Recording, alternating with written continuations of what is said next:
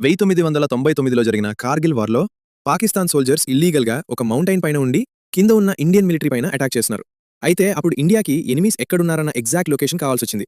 అందుకోసం ఇండియా యూఎస్‌ని GPS navigation support provide చేయమని అడిగింది. బట్ యూఎస్ గవర్నమెంట్ ఆ రిక్వెస్ట్‌కి ఒప్పుకోలేదు. దానివల్ల ఈ వార్ మొత్తంలో 527 ఇండియన్ సోల్జర్స్‌ని మనం కోల్పోవాల్సొచ్చింది.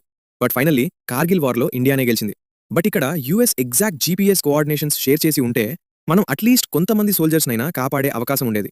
సో అప్పుడున్న వాజపేయి గారి గవర్నమెంట్ మనం జీపీఎస్ సపోర్ట్ కోసం వేరే కంట్రీస్ పైన డిపెండ్ అయితే అది మనకి ఎప్పటికైనా రిస్క్ అని గమనించి ఇండియన్ గవర్నమెంట్ ఇస్రోతో కలిసి ఇండియాస్ ఓన్ జీపీఎస్ సిస్టమ్ తయారు చేయాలనుకుంటారు. సో అట్లా తయారు చేసిందే నావిక్. నావిక్ కోసం 2006 నుండి 2026 వరకు 11 శాటిలైట్స్‌ని ఇస్రో లాంచ్ చేసింది. అయితే ఈ శాటిలైట్స్ కేవలం ఇండియాకి 1500 కిలోమీటర్స్ రేడియస్‌లో ఉన్న ప్లేస్‌ని మాత్రమే కవర్ చేస్తాయి. ఇవి మేడ్ ఇన్ ఇండియా అయినప్పటికీ అందులో ఉన్న కొన్ని పార్ట్స్ మాత్రం వేరే కంట్రీస్ నుండి ఇంపోర్ట్ చేసుకున్నాయి. అందులో ఒకటి అటామిక్ క్లాక్. ఈ అటామిక్ క్లాక్ అనేది నావిగేషన్ శాటిలైట్స్‌కి ఒక హార్ట్ లాంటిది.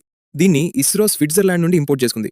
బట్ ఆ అటామిక్ క్లాక్స్ చాలా తక్కువ టైంకే ఫెయిల్ అవుతూ వస్తున్నాయి. సో దీన్ని సాల్వ్ చేయడానికి ఇస్రో 2017లో మన ఓన్ అటామిక్ క్లాక్స్‌ని తయారు చేయడం స్టార్ట్ చేసింది. 2023లో ఇండియాస్ ఓన్ అటామిక్ క్లాక్‌తో ఉన్న నావిగేషన్ శాటిలైట్‌ని సక్సెస్‌ఫుల్‌గా స్పేస్‌లోకి కూడా లాంచ్ చేసింది. 2025లో జరిగిన ఆపరేషన్ సింధూర్‌లో కూడా ఇండియన్ ఆర్మీ ఈ నావిక్‌ని వాడారు. సో ఇట్లా 25 ఇయర్స్ బ్యాక్ తీసుకున్న ఒక్క డెసిషన్ వల్ల మిలిటరీ ఆపరేషన్స్ కోసం వేరే దేశాలపైన డిపెండ్ అవ్వాల్సిన అవసరం చాలా వరకు తగ్గింది.